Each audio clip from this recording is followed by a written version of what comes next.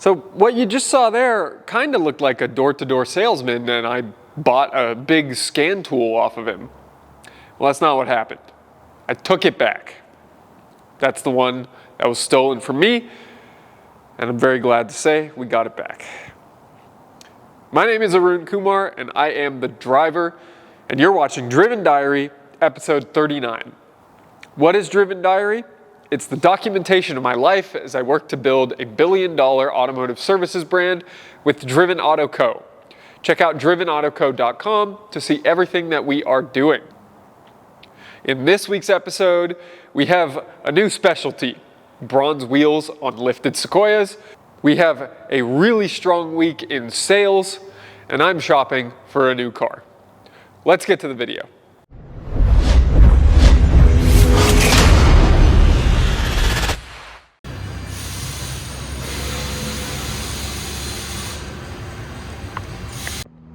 Monday, 5:02 p.m. I'm sitting down to eat dinner before going to my AA meeting. And the last 2 days we have closed a combined $16,000 worth of sales. And that's not $16,000 worth of work we completed all in that time.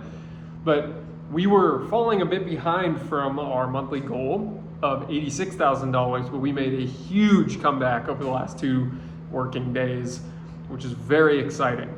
I just had a very long time customer pick up his truck that we put those big wheels and tires on, that Sequoia that you saw.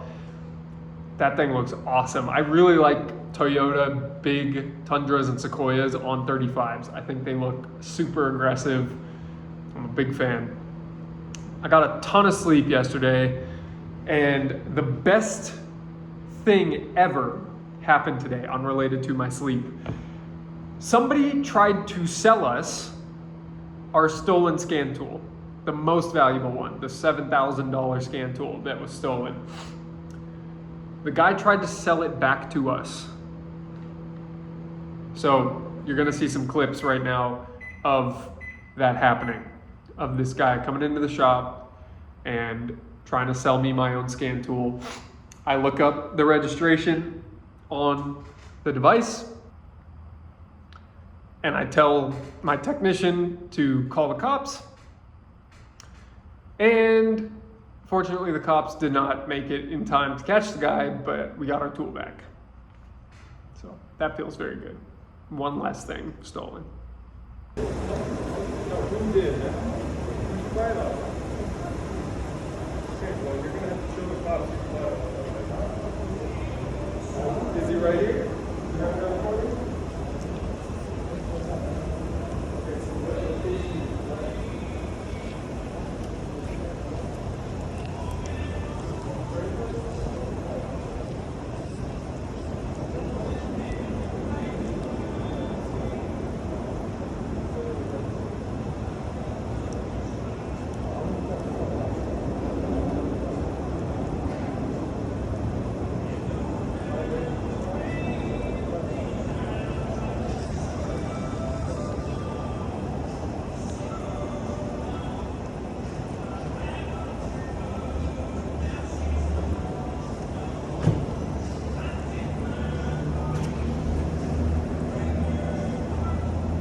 Unbelievable.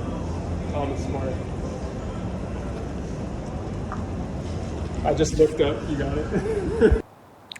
Now, what you saw there was obviously me not restraining a guy who's trying to sell me my own stolen property. And I could have restrained him. Like, I feel like I had the right to do it. And we called the cops, and the cops showed up about 10 minutes after the guy left. And I gave them the license plate of the car, and they actually found it around the corner. They didn't find the guy, but they said they knew the guy. They said they knew who he was a repeat offender, and that his residence is right around the corner from our shop in a homeless encampment. Now, I don't know why you need permission to go into a residence of a homeless encampment, but I wonder if any of the rest of my stolen property is right there. Camera died during that last clip, so now you're getting a behind the scenes of behind the scenes while I'm editing. And two things that I didn't get to say there. Number one, yeah, you shouldn't need a search warrant to walk into an RV parked on the street that's been there for like a year plus. That's a homeless encampment. Just go in. You don't need, it's public property. And number two, I could have restrained the guy. Should I have? I don't know. I wasn't really looking to get into a physical altercation in the broad daylight in the middle of my business. And I don't know, just didn't feel like the right thing to do. So I didn't. Should I have? I don't know. But that's it. Frustrating, but enjoyable experience there, getting the tool back. Now I gotta sell one, recoup some of the money. See if I can do that. Tuesday, 5:56 p.m.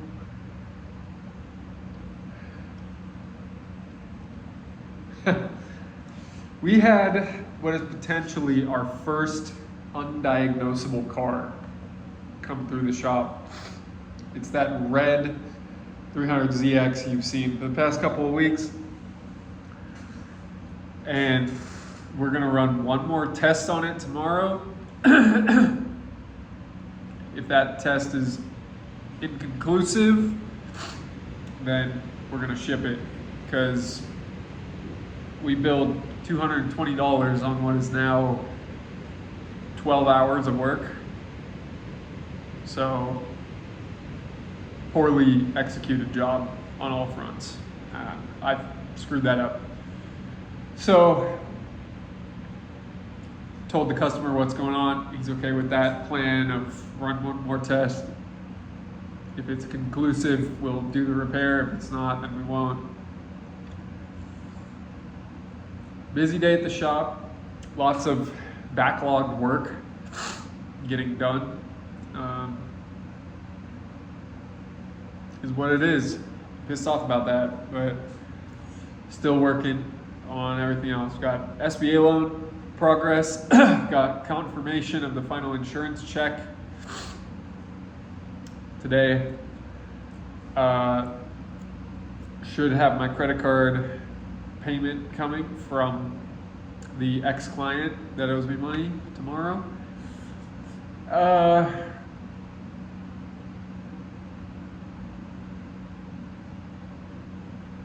Got my second scan tool back, so now I should be able to sell one of them.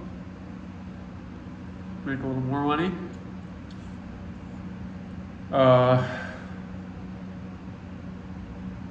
Plenty coming in, so that's good.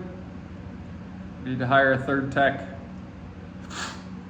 And the guy I've made an offer to is not very good at communicating.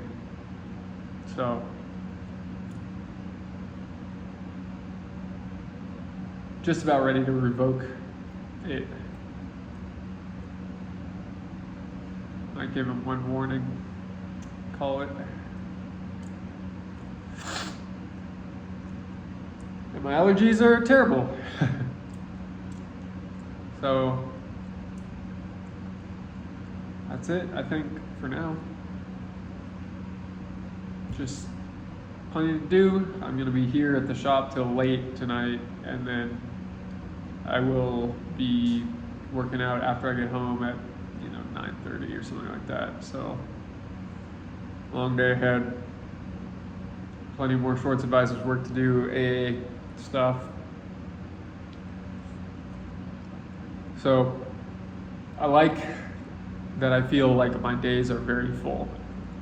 And I like that I'm making hard decisions that result in better business. And it may not be happy customers, but it is at least understanding customers. So, all told, satisfied with how today's going so far. Let me get some more work done. That's it. Wednesday, 6:20 a.m. I was here until 9:15 last night. Got home, hung out with Evelyn for a while, and then Worked out, got in bed at 11:30, woke up at 3:45. Been non-stop since I woke up this morning. And, that's just part of it, I guess. That I see a lot of people who are doing many things with their lives who struggle to get enough sleep. Just trying to get my computer to start up here. And I've always been someone who really valued sleep, but also placed value on having so much to do that I couldn't sleep. I placed value on both, which is a bit interesting, isn't it? Because you would think in certain circumstances you need sleep to be really at your best, and I do feel that way. So on a day like today, I know I'm gonna be pushing hard to get to the end of the day. And that is an interesting challenge to be facing, is really what I would call it. But yeah, that's how I feel right now. Let me show you what's going on at the shop. This is a guy I know from the dog park. And he got a big nail in his tire and also stripped out a wheel stud trying to put his spare on. So we got him a new wheel stud and 4 new tires. This car got towed in. It's people from out of town who have a major oil leak, and we need to identify what the oil leak is and how to fix it. This is our loaner car that needs head gaskets still. The engine is still out of the car. We've not had any time to look at it in a very long time. Here we have a 2001 Nissan Quest. And this is a customer who apparently has a friend that used to be a customer of this business. Back in 2019, he came twice. And I guess he had such a good experience that they came back. And they're basically refurbishing that van to have his daughter start driving it. So that's really nice. This is a good customer, has been with us a couple times for a few major repairs. They probably get their maintenance done elsewhere. But this needed an AC condenser / transmission cooler, hence the front bumper is off. And these are interesting cars. This is a Volkswagen Rutan that's also a Chrysler Town & Country. So, in case you were wondering, they're the same car. The Chryslers have very interesting problems with the keys that are little stubby things that go into the dash. The receiver in the dash is very loose, and it will cause a problem where they'll jiggle the key and basically make the car either not start or shut off, which is super sketchy. So that's an interesting one. Here's our Camry loaner car, not working last night. These things are putting in the miles though, for sure. Here we have a 2008 Explorer V6 with 250,000 miles, and something's not good about it. It is not starting very well. It'll start and then immediately die, and start and immediately die. And the only way it stays on is if you hit the gas right when you start, which is a sign of poor airflow, either mass airflow sensor or exhaust related. This is, I think I talked about it last night, the first car that we will potentially be sending out with a failure to diagnose. And I'm not very happy about that, but frankly, it is a difficult problem. We will have a ton of information to send this guy out with, but the car's been here for 3 weeks. He's quite impatient, and I am not interested in working with him and the lack of patience on this car, and I know he wants it worked on. There's probably somebody who can figure it out more efficiently than we can. I don't think it's that we can't do it. I think it's that we're not doing a good job of doing it efficiently. Fantastic customer. His family hauler needs AC fixed. We replaced one AC line, found another one had a quite major leak. That was interesting to watch yesterday. And so we're waiting for that one to come in from the dealer today. And this is a good friend of mine. His Jeep check engine light is on. And this is one where we fixed it for $25 the first time, but unfortunately the light came back on. So we just need to do a little bit more testing, figure out exactly what's going on there. And then just to update you on these two cars, this one still has a coolant consumption issue. So we replaced the engine last year, in order to fix a coolant consumption issue, and we failed. We clearly failed because the expansion tank is empty and there's no coolant leaks. So the engine that we put in probably has a head gasket leak as well, which just means it needs to sit for another couple years until I want to spend 15 grand on the M3 conversion for this car. So that's what's going to happen to that one for a while. Maybe it'll be 20 grand by the time I get around to it. And then this thing, we haven't looked at it since the last week when I told you it was smoking like crazy. So still smoking like crazy. It has not moved since it last smokily parked itself here. Also, you'll see over there, I brought a lot of stuff from the garage, my garage at home, over to the shop.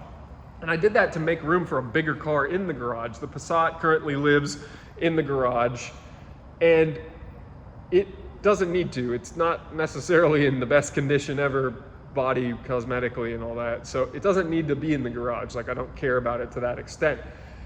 I don't yet have a car to buy to put in there, and I want to buy a new car. I want to buy a new car that is much newer, much nicer, and much faster. So, you know, I had the M4, which kind of fit that bill, and I had the M3, which absolutely fit that bill for the time. So now I need to find a new car that meets this interesting criteria of being at a certain dollar amount where I'm building my automotive loan credit history so I can continue to get bigger and bigger car loans, because I can't afford it yet. But one of the cars that I want is, you know, $500,000 or $1 million. I can't get that big of a car loan yet, but I can get a $100,000 car loan. I could actually get 120. I got approved for 120, and then I ended up just not going through with that purchase at that time because of all of the other cash flow constraints I've had with the burglary at the shop, with the ex-client that I needed to pay off the collections bill for. So all that said, I'm still looking, but I'm now trying to figure out exactly what the right car is. Is it an Aston Martin DBS? Is it a Mercedes E63? Is it another F80 M3? A few different options. Not exactly sure yet, but I got a couple of work calls to start off this day that I am here early for, and then we are going to run the shop for the day. So I'll talk to you later. Thursday, 7:07 p.m. and I'm at home, and I have a big list of work to do, but fortunately on Thursdays right now, I am doing my physical therapy during the day, which means I'm having to take time away from the shop to get physical therapy, but it also counts as a workout. It is rigorous stretching, mobility, and I leave there feeling very much worked out. So that counts as my indoor workout. I do my outdoor workouts in the morning, which means, sweet relief, I don't have to work out after 8 p.m., which I have been doing a lot of lately. I do have a lot of work left to do though today. We had a great day at the shop, another $7,000 day. We've had two $7,000 days in a row in the middle of the week, which is great. And we are currently on track for $85,990, and the goal for the month is 86. So we have to average $3,833 for the rest of the month. 6 business days left. Shit, it's 5 business days left because of Memorial Day. But we have tomorrow and we have 4 days next week to crank out as much as we possibly can. And it is what it is. I am going to get back to work after. I'll show you one thing. So I asked you guys 2 days ago, yesterday morning, what my next big purchase should be. And I have arrived at one of these. This is a W213 E63 AMG. And I think these things sound awesome. They can make 800 horsepower with a downpipe and a tune. And they're very luxurious. And I get the feeling that if I buy this, it will feel like that next upscale luxury experience, but also excellent performance that will continue to push me forwards, will be that next motivator. It is not that much more expensive than my biggest car loan ever, which is my truck, but I barely drive my truck, and it is so utilitarian and so capable. It's a justifiable spend on that thing just for being capable, but it's not luxurious, comfortable, fast. It's not a lot of things that I want in a car that I feel like I need to motivate me. I need a car for motivation. Okay, Arun, that's what it is. I'm sorry, guys.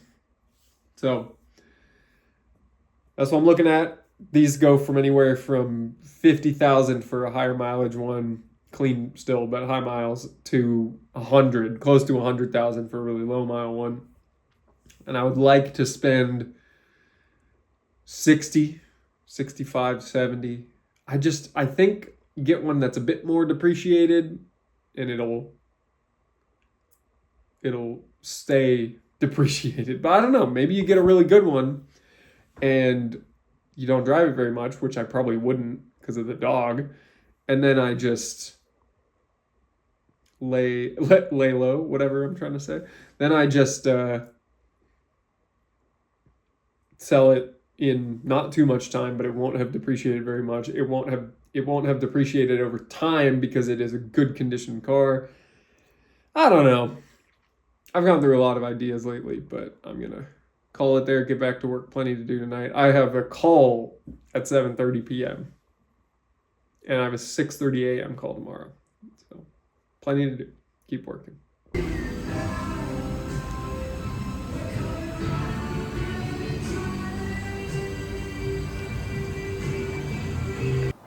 I want to hear in the comments, did you prefer the blue 2008 Sequoia or the green 2007 Sequoia? I thought they were both pretty cool.